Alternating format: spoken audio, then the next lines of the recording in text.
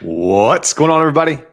It's Dot Bets checking back in. We got our NFL Week 8 live show with my man Sidekick Picks. How are we feeling? Doing good. Coming back from a really good weekend. Hoping to do it again. I agree. Yeah, we have turned the corner on the show. We are officially in the green.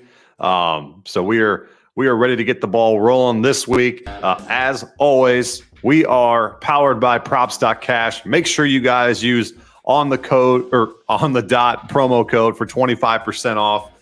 We appreciate you guys tuning in week after week, and we would love to hear from you guys. If you guys have cashed with us, please throw it in the comment section on YouTube and Twitch. And if you are on YouTube, hit that like button, hit that subscribe button. And if you're on Twitter, hit that retweet button. Simple as that. That shows your appreciation for the show, and it travels throughout the Twitterverse. And we appreciate you guys tuning in. So optimism is always at an all-time high around this particular time of the day until about 12:30 hits, and then you're like, oh shit, what's going on? What is the one thing you're looking at on this slate today? I know what you're probably going to go to, probably the Colts game. So please extend the Colts game to us. Please tell us how Sam Ehlinger is going to do. Yeah, so I think Sam's going to do fine. There were a lot of hype with him this off season. He had a great preseason. He looked the part. He gives this offense a little bit more mobility in the pocket. So I think we'll see similar numbers for his surrounding cast. He just needs to protect the ball, and I think he'll do just fine. Yeah, and he opens up a key salary relief. Him and Malik Willis do in DFS I like Willis today. Yeah, Willis can ball out. So that's the only thing. If you're playing high risk lineups with a lot of people in it, I would assume most people are going to do that strategy where you're paying down at quarterback and then paying up for everybody else. So the obvious way to get different is to not do that. So that's how I'm attacking the slate. I'm only using Ehlinger and Willis in what we call low risk or cash lineups. But other than that, I'm targeting, Derek Carr. I'm targeting Jalen Hurts, targeting Tua. So those are the guys that I'm trying to get a little bit more different on the rest of the field and game stacking that environment, hoping to get away from those similar builds. If you pay down at quarterback, you're going to pay up for Cooper Kupp. You're going to pay up for CMC. You're going to get all those types of lineups this week. So just get a little bit different and maybe not pay down at quarterback unless you're playing cash games. 100% you have to play those guys in cash game lineups. All right, so this is the first time you guys tuned in. Briefly talk about DFS throughout, and then we will go through our picks. We got 6 player props coming at you guys. Some of them are same game parlays. And if always you guys have any questions, any props you guys want us to look at, we will go back and forth between the props.cash software platform, and we will show you guys what we think of that particular play, as well as ours, and why we've taken a certain stance on the play. So let's recap last week just briefly. Rodgers got the over 1.5 pass touchdowns late for us. He got one really early, and I thought we were going to cash at like halftime, and then they just stopped playing. So it's just typical Packers this season. And then Pierce did not get, I think he got 37 or 38 yards. And Pitts was Mr. Inconsistent once again. And maybe it's Mr. Consistent. Maybe he's just not going to be used this year whatsoever. And all the fantasy football analysts. Paris Campbell has made an appearance. Yeah. Campbell came on strong. When I play Paris Campbell, he does nothing. But when I don't play him in DFS, he doesn't do anything. So I have him in some of my lineups this week, so we'll see what he does. I bet you he throws a big fat 0 up. And then we had Sidekick with the show sweep. He had the Cowboys, Lamb, same game parlay, back with his Kyle J receiving yards, I don't know. Is DK have him up there or FanDuel? No, nobody does. They're hiding. I even reached out to DraftKings. I said, you guys got to put them on. Wow.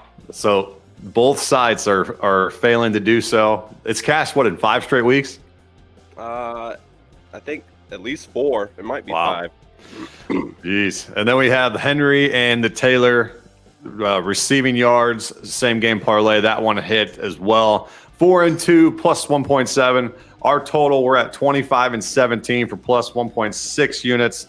We will continue to be in the green. Very, very good. Nice record here. We'll continue to cash for you guys. As always, we'd love to hear from you guys. Throw any questions in the comments.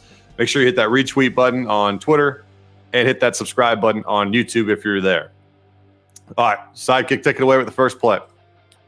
Yeah, so all my picks today, I'm going with the same strategy. The SGPs, just taking alternate lines. Been having a ton of success with it, so I'm going to stay in this spot. First pick today is CMC over 44.5 rushing yards, over 29.5 receiving yards at plus money. Really liked what I saw last week, and reports came out today, or I think a couple days ago, that we should expect to see a full workload of CMC this week. So I think this is a smash spot for him. No Debo, so I don't see him. Well, obviously he's not going to cut into CMC stuff, but he's going to be used out of the backfield, similar to what we saw in Carolina. So feel really good about this spot for him today. Yeah, and with the value that came up on the running back board for DFS, he's coming in currently at under 10%. So if you're playing more high-risk lineups, I would throw CMC in there. He's in a couple of mine. Yeah, he's in a more efficient offense, better offensive line. Yeah, and it's an attack that the Rams have not seen from the 49ers, I would say. So it's a little bit different look. With no Debo, you're going to see a buttload of CMC, I believe. Kittle is in another smash spot against zone coverage. So if you want to go that route. But these are two really good defenses, and it's a second divisional matchup. So I'm not stacking that game whatsoever, but I do like the CMC's ownership being low, under 10% here. But no, I mean, I don't see how he doesn't get to this. I really like this same game. Yeah, it's so low in this. So, I mean, we were sitting there watching it last week, and we were like, how is his rushing total 24.5 or something like that? And we didn't smash it. And I was like, oh my God, what are we doing? Because all the reports came out and it was like, he's going to play 20%, which is very, very little. And now you see he should be a full workload. Yeah. Yeah. I see it. I see it smashing today. So I like this. I like this play a lot. All right. We'll go to my first play. We're going to go to Davante Adams, against this Lattimore less Saints defense here, who's giving up the third most yards to opposing wide receivers, especially without Lattimore. And it's just an abysmal defense. You think being at home, you got the fans all riled up, everything like that. It just has not been the case this year for this Saints defense. For this Saints team in general, it's just been bad. And I'm not worried about the flu that he's had throughout the week. He should be able to still do Davante Adams things. He's hitting this in 3 straight. And if you just take a look at the previous weeks versus this Saints defense, Hopkins went for 103, Chase went for 132, Lockett went for 104, and Justin Jefferson went for 147. So I even went so far, I threw this in the Discord. I have a same game parlay with Adams going over 100 and with a touchdown here. So I would, if you're trying to do some type of same game, some alternate line, 100+ receiving yards, I think you could definitely get there today against this defense of the Saints. You could go another way with it too, and tease him down and take Jacobs over rushing yards.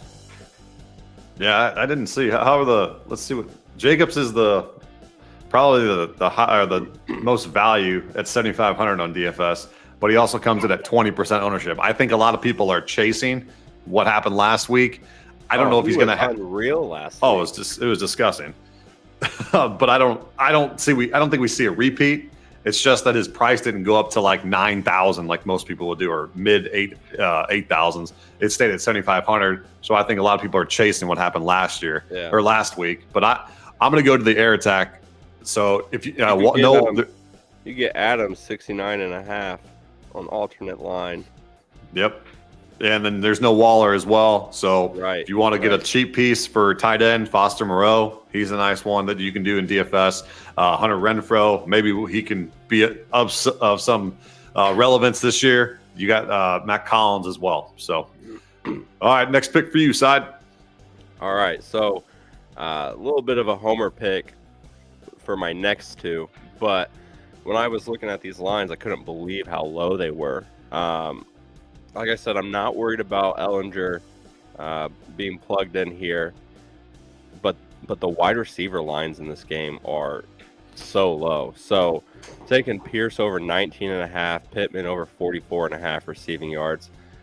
Pierce has gone well over this in 5 straight, and Pittman has just been a machine all year. So we should see similar production from both of these guys that we've seen all year. So to me, this is a smash spot. Do we dare say that this is going to be an upgrade from Ellinger or to Ellinger from Matt Ryan? Is that too much of a stretch? I don't know. Just because I thought Matty Ice did okay. It was just him turning the ball over. Yeah, and he can't scramble. And if your offensive line is shit, I think that's why they made the move, was just because he turned the ball over and he can't move in the pocket. So and you have offensive line issues all day long. Mobile quarterback should be able to make some type of play happen. I personally think it's an upgrade. I know it's hard to say because Matt Ryan's had such a resume and all those pass yards and everything. Trying to find other people to replace Ellinger. So, but he had a good preseason, so I'm hopeful. Oh yeah, he's a preseason darling. I love playing him because I know what he's got rushing upside. Yeah. All right, we'll go to my next pick. We're gonna go to the only game that features 2 winning teams this week. It's the Giants and the Seahawks. It's pretty disgusting, but you can't complain with this matchup here against the Seattle defense. For Saquon, over 119 rushing plus receiving yards. I know Wan'Dale Robinson has came on the scene and become a wide receiver 1 for this Giants team, but it's all about Saquon. If the Giants are going to be worth a damn, it's always on Saquon's shoulders. So I'm just going to go ahead. I've seen people take his rushing totals over. I'm okay with that. I honestly leaned his receiving yards a little bit more, but I just said let's put it all together because the Seattle defense is top 10 in both rush and receiving yards given up to opposing running backs. They kind of lean a little bit more to the receiving side, but Barkley's ability to run the football is just incredible. He's came back from his injury and has looked explosive. So I'm so in love with Barkley's ownership. It's still in the 10 to 12%, which I think in reality he should be swapped with Jacobs being in that 20%. So I'm going to have a little bit of Saquon in my DFS lineups as well, taking his over 119.5 rushing and receiving yards. What do you think of this one? I like Barkley every week. So like this. I like Giants to win too. +3, take them to win. They're being slept on big time this year. It's just so ugly. That's the thing. It's just so ugly. And every week, the books are just like, all right, we're going to put them as dogs, and we're going to have people bet against them. And it happens every single week, and they're probably making a ton of money. I mean, I've been betting Giants, so yeah, it's just wild. Every dang week, they're just dogs, and they're 6-1. All right, last play from Sidekick. All right, so going back to the Colts here, I think this is another smash spot. Got a new quarterback in there, so we should see a heavy dose of Jonathan Taylor. I think he definitely gets over this 59.5 rushing yards. He's been crushing receiving yards this year. So being safe, just taking him to get 2 catches and over 7 yards. I think Ellinger dumps it off to him a few times. We should hit the receiving prop pretty easy, and we should see a heavy dose of him running the ball. So, like JT today. Yeah, and Hines has kind of just disappeared in this offense. I feel We need like to trade him. Yeah, he used to have that passing down back Don't need him. role. Yeah, and Taylor's kind of thrown in there and done his thing. You know, hit his receiving yards total in 5 of his last 6 games. I'm okay here with teasing it down like you've had it. He's been crushing this, and rush yards. I think I don't know, they're gonna maybe have a little bit more of a college football offense feel to it with the read option. I don't know. It's gonna throw some defenses off here, especially at the Commanders. So it's gonna be a different look for this Colts team for sure. Yeah, I like the spot. I mean, the 59.5 has been kind of weird for Taylor the past 4 games. He's only gone over 1 out of 4. But he's been hurt, banged up. And like I said, I think we're going to see a heavy dose of him today. So Yep. I'm good with that. All right, on to my last pick. We're going to go with the fantasy darling here. If you've picked up Dameon Pierce, if you listened to one of our podcasts early on in the season, we were high on Dameon, and he has finally shown it off and become a fantasy football stud. So I'm taking his reception total here, over 2.5, minus 105.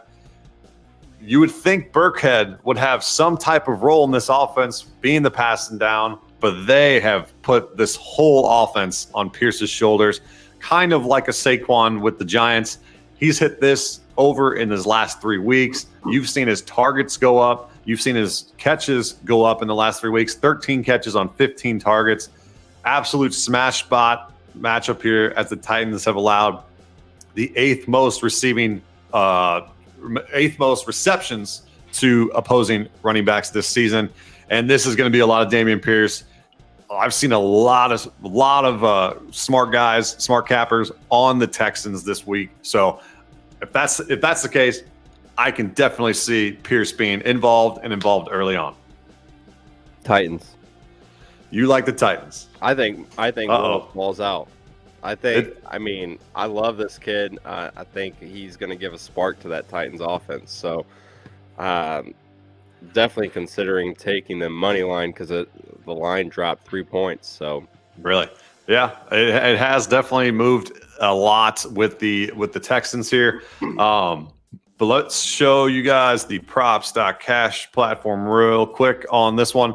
So this is Dameon Pierce. You've seen he had not much in the past game here, and then all of a sudden, week 4, Lovie Smith's just like, hey, we got to get this guy the ball more, a lot more, and his usage rate has gone through the roof.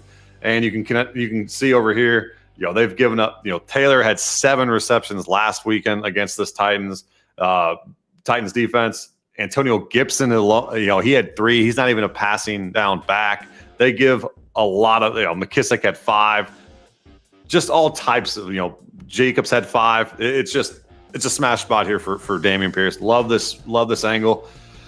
And you just look back here, you got the targets just gone through the roof as well. So 6, 5, and 4. I expect him to have at least 4 or 5 today against this Titans defense. Man, I like that. And Henry's sitting there too at 1.5. I really wanted to take Henry 2 touchdowns. I like that. I really wanted to take Henry 2. Yeah, 1.5 for Henry. Yeah, come on. And his rush yards is 105.5. He hasn't hit that only one time this whole week. Yeah, it's a good spot, but I don't see it. I don't know. Maybe Malik takes it a little bit from him. Yeah, I'm not touching that.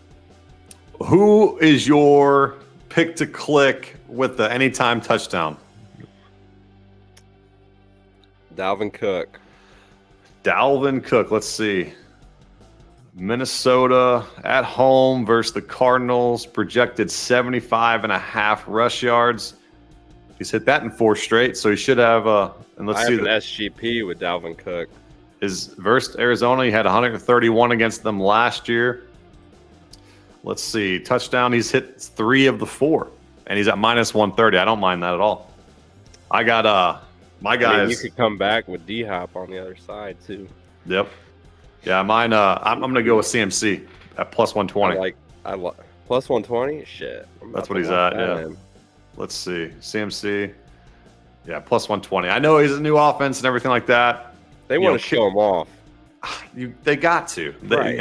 They didn't trade him just to run him on first down, catch some passes. He's going to get in the end zone. And plus 120, you're never going to see that line ever again if he gets in the end zone this week. So I'm going to go ahead and take that. So yeah, parlay those two together. Do CMC and Dalvin Cook. Should be some good matchups for him to get in the end zone. So we'll be here for another 5 minutes or so. If you guys have any questions over fantasy start and sit, over any prop that you're looking at, spread, total, let us know in the comments on YouTube or Twitch. We'll throw them up on the screen. We'd love to hear from you guys. Let's take a look at Devontae's real quick. Receiving. Devontae. All right. And you guys have seen here 3 straight. You go to those last 5. I'm not worried. Not worried about his flu game whatsoever. He's going to smash spot. This Saints defense has given up a buttload of pass yards, especially recently. As you guys can see over here, man, Debo, you come down, Marquise Brown, all types of people that just has gone way over on this Saints defense. Let's see. Let's go to the Colts game real quick, and let's see these totals. They're too low. I'm telling you. I do it every week just because I feel like I got a good read with the Colts, but I'll be doing a lotto SGP with this game. The receiver lines are so low. Right. You can get Paris Campbell 19.5. Dude had like 11 targets last week. Paris did, right? Yeah. Yeah, it's just wild. He just came out of nowhere. But no, this is Pittman. This is just his regular line. He's hit that in 4 or 5. Right. And then Pierce's, you've seen that 4 or 5. I mean, and we both think it's an upgraded quarterback situation from Ryan to Ellinger with the ability to make plays. I mean, I don't see how it doesn't hit. And let's go to Taylor's real quick, because a lot of people don't think of him as a passing back. They have been doing so many screens. Yep.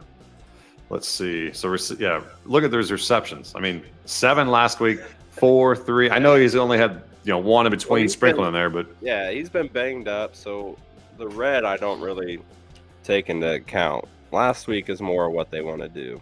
Yeah, would agree. And let's take a look at Saquon to finish it up.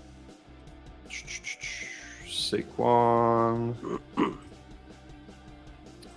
We'll go rushing. You have any straight games you like? Man, it was a tough week, but I lean the Cardinals and I have the Dolphins. Okay. I like the Cardinals and the Dolphins. That Dolphins line is weird. It's weird. Yeah. And I was like, I'm just gonna take the better team. The Lions defense has been horrific. Yeah. I mean, I know they got Swift back and St. Brown's supposed to be playing. Yep. I kind of like Jets +3 today. That game's I took the under in that game. Patriots look so bad against the Browns. That's a Belichick spot. It's a Belichick spot for whatever reason. You got to think he's going to rebound off that horrific loss against the damn Bears. But here's Saquon's rushing and receiving. He's a big part of the offense here. I really like his the angle here. Great matchup here on the right. Seattle's defense just. Anytime someone goes up against Seattle or the Detroit Lions, I'm going to target them every single time. I think if everybody who's tuned into this show knows that's who you target, Seattle and Detroit. Only reason I haven't did that because I'm going against Mostert this entire year. I'm just like bitter about it because I was on Chase Edmonds. Yeah, me too. And I'm like, where the hell does Mostert come from? And Mostert's bound to get hurt, right? He hasn't got hurt. It's week 8. I'm really surprised about the production we've seen from Edmonds. Just non-existent. He started the year as a starter. Arizona was so nice. Yeah, it's still catching the ball, and we haven't seen any of it. It's been frustrating for a Chase Edmonds fantasy football owner. It just has not looked good. Not looked good at all. I got him and Russell on the same team, so that's been fun. Oh God, Wilson, you said? Yeah. Yeah, Hill. He's not even rostered in my league. Yeah, People just like nope. I'm teetering with dropping him. Yeah, it's bad. It is bad. I still have hope, but God, it's painful. What's the score of that game right now? 14-10, but Jacksonville's driving. Uh-oh. All right, let's recap real quick. We'll go CMC over 44.5 rush yards and over 29.5 receiving yards. Same game parlay. We got Devontae Adams over 83.5 receiving yards. I would be okay with taking an alternate line of 100 or more. And then we got the Pierce Pittman same game parlay over on the alternate line of the receiving yards. And then we have Saquon's over 119.5 rushing plus receiving yards. And the Jonathan Taylor same game parlay on the alternate lines for his rushing yards, receiving yards, and reception total. And then we have Dameon Pierce's over 2.5 receiving receptions. So dare I say we sweep the board today? Dare I say it? We were damn close 3 weeks in a row. We've gotten a couple 5-1s. We've got some 4-2s. I think we're due for a 6-0 sweep. Let's get it. All right. Well, we appreciate you guys tuning in. We'll be back next week, same time, same place, powered by the one and only props.cash. Shout out to them, as always, for the new sweatshirts well. You'll see those posted throughout. They had that little giveaway, and definitely we got some. So appreciate you guys tuning in. Make sure you guys hit that subscribe button to the YouTube channel. Retweet this, even if you're watching this a little bit later on. Maybe you haven't caught this live. But we will be back same time next week. Let's cash some tickets. See you guys. Have a good one.